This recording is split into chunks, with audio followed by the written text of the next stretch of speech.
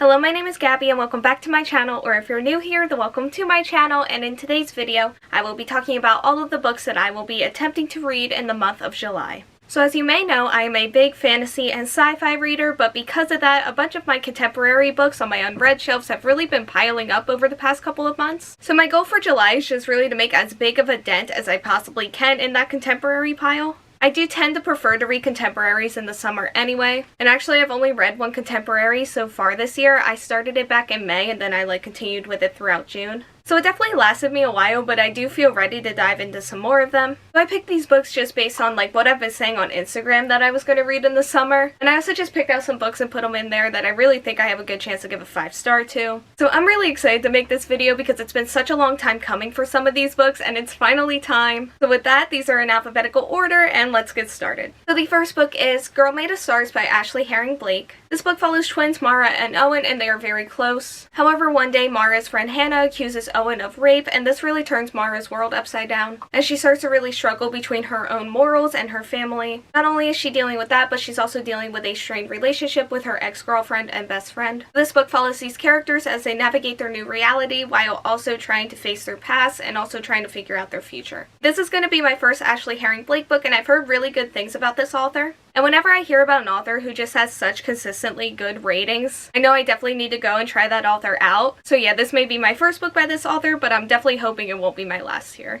And this book here is definitely no exception to those high ratings I was talking about. I decided to go with this one because the plot of this just sounded really interesting and also heart-wrenching and very important as well. So I am very much looking forward to reading this book, and my expectations are very high, although I probably should be careful with that if my last vlog has anything to say about it. But anyway, I do have my eye on a couple of other books by this author, so hopefully this one doesn't let me down, although I can't really see that happening, but again, I probably shouldn't say that. So the next book is If I'm Being Honest by Emily Wibberly and also Siegemund-Broka. This book follows our main character Cameron, and she is the popular girl at her private high school who has a reputation for being brutally honest. One day she says something to her crush that makes her feel like she may lose her chances with him forever. She decides to follow Shakespeare's Taming of the Shrew to tame herself and make amends with everyone that she's wronged over the years. This leads her to this guy named Brendan, who I'm assuming she starts to use to try to make her crush jealous or something. However, the circumstances change, which makes Cameron reevaluate not only what she's doing with Brendan, but also how she lives her life. So this is not the type of book that I would typically gravitate towards at all, but that's kind of why I want to read it. And also I've heard a lot of good things about it, which makes me even more confident that I have a good shot with this one. Am I still nervous about it? Absolutely. Things could go very wrong here very quickly. As much as I could see me loving this book, I could easily see it just going the other way. I definitely do want to end up giving this one a shot, and we'll just see what happens. So this next book is a book that I've been talking about a lot on my channel recently, and that is Jackpot by Nic Stone. So this book follows our main character Rico as she works as a cashier at the Gas and Go, and it's there where she sells the winning lottery ticket. Rico uses this as a sign that her life is finally turning itself around. However, the only problem is that the winner has not claimed the prize yet. So she, along with this super rich classmate of hers, try to track down the winner in hopes that Rico can get a cut of the money while also turning her life and her luck around. So this book is also supposed to have some really important conversations about money and class, which I am very interested in reading about. I did go ahead and look at some reviews for this as well right after I bought it, and it's looking pretty good, but once again I want to keep my expectations in check this month because I never truly know with contemporaries. Sometimes I do know, but still, there have been a lot that I've been expecting to go in liking and then I end up not liking at all. Hopefully that doesn't turn out to be the case for this one. The next book is Serious Moonlight by Jenn Bennett. This book follows their main character Birdie, and she has been raised in isolation by her strict grandparents. During this time, she falls in love with mystery books, and she lives her life in a fantasy where she is the detective and the strangers are the suspects. One summer, her world begins to expand when she starts working at this historic Seattle hotel. Her goal is to go from dreamer to a pioneer, and this guy she meets named Daniel helps her out with that. But then Daniel stumbles upon a real-life mystery, and I'm assuming this book is those two trying to figure that out. Have you guys ever had a book that you've considered reading multiple times, but every time you look at it, you talk yourself out of reading it? Then one day you find yourself in the same position, and then you just give in because you've considered it so many times? That's this book for me, and it's honestly the one I'm least confident in out of all of these books, but I'm ready to stop dancing around whether or not I want to read it or not and just do it. I also own Alex Approximately by this author, which is a book I want to read anyway, but I am still kind of using this as a test run for it.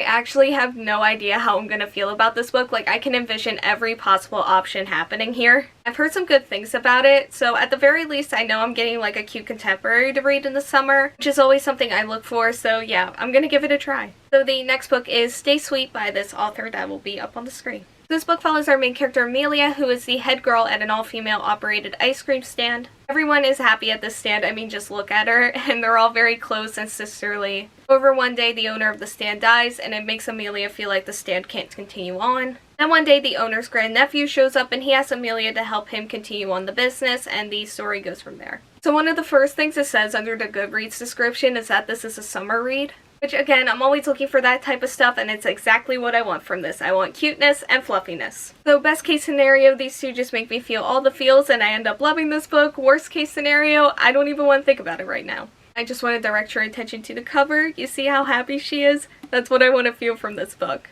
So the next book is Summer Bird Blue by Akemi Bowman. And this book follows our main character Rumi, and she loves to write music with her younger sister Leah. However, one day Leah dies in a car accident, and Rumi's mother sends her away to live in Hawaii. It's here that Rumi begins to navigate her own losses and grief. She gets help from this surfer named Kaya and also this 8-year-old boy who had been struggling and succumbing to his own grief. And her goal is to find her way back to making music while also trying to finish the song that her and her sister couldn't.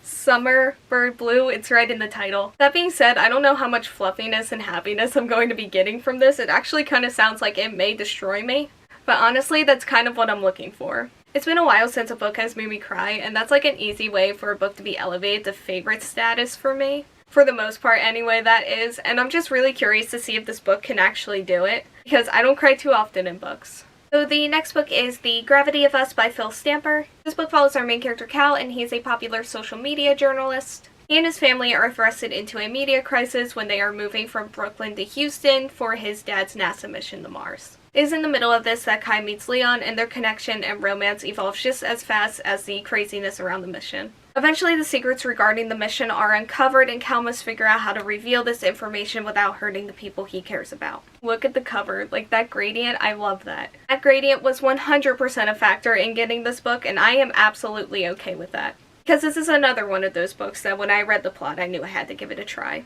I'm looking for cuteness, I'm looking for drama, I'm pretty much looking forward to everything about this. I also don't really think I've read anything like this. Like, the only time I've read about space stuff is like in fantasy and sci-fi books. I'm thinking that might be different and interesting for me to read about. This is also a debut, by the way, I forgot to mention that. And that means that if this goes well, I can have more books in the future to anticipate from this author, and that's always fun.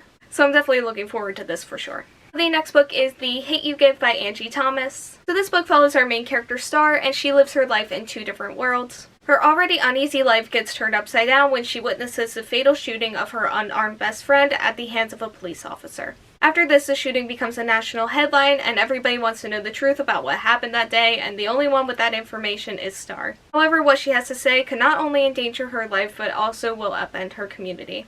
So remember that book I was talking about in the beginning of this video? That book was On the Come Up by Angie Thomas. I know I said I was going to read this one first since it came out first, and I also said that one of the reasons I was excited to read On the Come Up was because that meant I finally had read this one, which that was definitely the plan, but right after I recorded the video in which I said that, I saw that my friend had added On the Come Up to her currently reading on Goodreads, and we have been looking for a book to buddy read together, and I wasn't going to pass that up. So that being said, the effect reading The Hate U Give was supposed to have on the Come Up has actually happened the other way around. I can already tell that I'm going to want to read everything Angie Thomas ever writes. Obviously, the importance of the story is what I'm most looking forward to and interested in reading about here. I'm also looking forward to getting to know the characters and also seeing like some family and maybe even sibling dynamics. That was some of my absolute favorite parts in On the Come Up. Yeah, I cannot wait to dive into this story, and I can already tell I'm going to love it just by how much I loved On the Come Up. And I know they're different books, but still, I cannot see a world where I don't give this 5 stars. So the last book for this list is With the Fire on High by Elizabeth Acevedo.